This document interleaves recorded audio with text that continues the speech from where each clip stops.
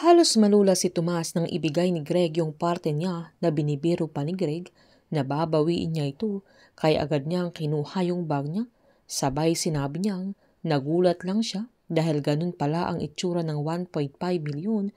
Sabay nagpasalamat ito na agad namang sinabihan ni Greg na ingatan niya yun. Sabay nagpaalam na din si Tomas. Habang tulog naman si Andres sa bus, kaya ginising siya ng konduktor dahil nasa bugyas na ito, kaya agad-agad siyang bumaba, sabay tinignan niya yung pera sa loob ng bag niya. Habang pumunta naman si Max sa isang ka-meeting niya para sa details ng kasal nila. Una niyang tinikman yung mga cakes nila pero hindi ito makapili, lalo't wala pa ang fiancé niya.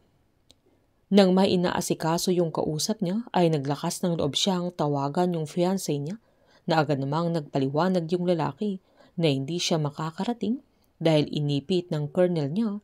Sabay sinabihan niyang may tiwala siya sa dalaga kaya siya na ang bahala.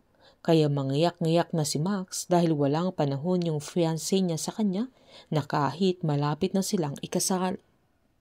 Sa pagising naman ni JB ay katabi niya yung girlfriend niya na biglang nanginig na naman at nanakit yung kamay niya, kaya sinabihan niya yung babae na kailangan na niyang umalis, kaya tinanong siya kung may mali siyang nagawa o nasabi, na agad namang sinabi ni JB na wala pero kailangan na niyang umalis, kaya nagtabog pa ang babae nang umalis na ito. Agad nagpa-check si JB sa kaibigan niyang neuro na agad nitong nagsorry sa resulta ng test niya, kaya agad tinanong ni JB kung may option sila na agad namang pinaliwanag ni Dr. Trina na pwede siyang mag-undergo sa medication at therapy. Tinanong pa ni JB kung may na-discover ng gamot para sa sakit niya na agad namang umiling si Dr. Trina. Dahil dito ay naalala ni JB yung mami niya na unti-unting naparalisa dahil sa humihinang nerves sa katawan niya na siya ang nag-aalaga nung bata pa siya at yun din ang ikinamatay ng mami niya. Sinaad pa niyang ang dami niyang nalabanan sa buhay niya pero yun lang pala ang papatay sa kanya. Sa pag-uwi naman ni Tomas ay agad niyang pinakain yung mga bata sa lugar nila nang saktong makita siya ng umampon sa kanya kaya sinita siya kung bakit may pa-feeding program siya. Sabay tanong kung tatakbo siya lalo't malayo pa ang eleksyon na agad namang sinabihan ni Tomas na medyo kumita lang siya kaya tinanong siya kung madami siyang kinita. Agad namang nilapitan ng binata, sabay sinabihan niyang sakto lang din yung kinita niya, kaya sinabihan siya ng umampon sa kanya na kailangan niyang magtipid dahil hindi na siya bumabata, kaya agad namang biniri ni Tomas na bata pa siya. Sinabihan siyang balang araw ay kakasal na din siya, nakakailanganin niya ng pera, kaya kailangan niyang gamitin yung utak niya, lalo't mahirap ang buhay.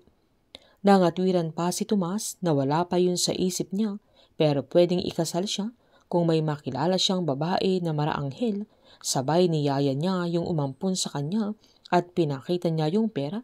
Sabay abot sa 5 bandel ng perang nakuha niya kay Greg, kaya natuwa ang umampon sa kanya at tinanong niya kung saan niya kinuha ang perang yun, na agad naman silang nagyakapan na biniro pa ni Tomas na siya ang kailangang magtipid dahil hindi na siya bumabata.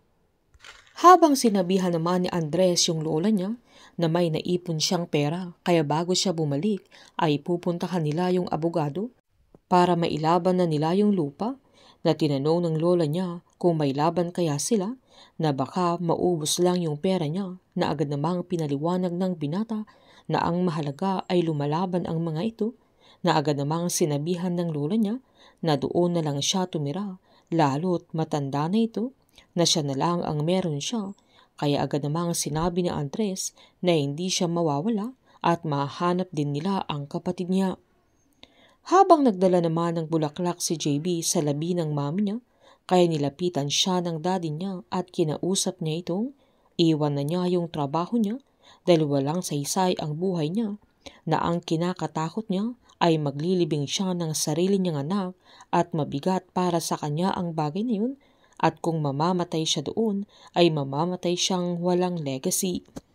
Kahit madaming pumipigil kila JB, Max, Andres at Tomas maging si Miguel para huminto na sa kanilang trabaho ay magpapatuloy pa din sila at haharapin na naman nila ang bagong misyon na ipapagawa ni General Novilla sa kanila. Painit ng painit ang mga tagpo, sabay-sabay po nating subaybayan ang advance episode ng Incognito dito lamang po sa aking channel.